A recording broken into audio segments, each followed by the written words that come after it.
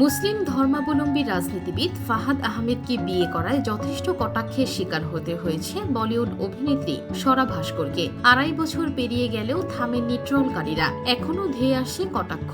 এবার স্বামী ফাহাদকে ছাপড়ি বলায় রেগে আগুন অভিনেত্রী।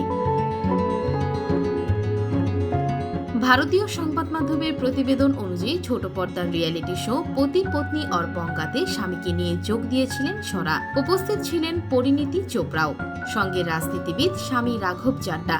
সে অনুষ্ঠানের কিছু অংশ সামাজিক যোগাযোগ মাধ্যমে ভাগ করতে কটাক্ষের শিকার স্বরা। কেউ পরিণীতির স্বামীর সঙ্গে চেহারার তুলনা টেনে কটাক্ষ করেন। কারো কথায় পরিণীতির স্বামী রাঘব তো তাও ঠিক আছে, কিন্তু ডোংরি থেকে ফুটপাতের ছাপড়ি দোকানি স্বামীকে নিয়ে রিয়েলিটি শোয়ে যোগ দিয়েছেন স্বরা ভাস্কর। পুরো রাস্তার ছেলের মতো দেখতে ফাহাদকে।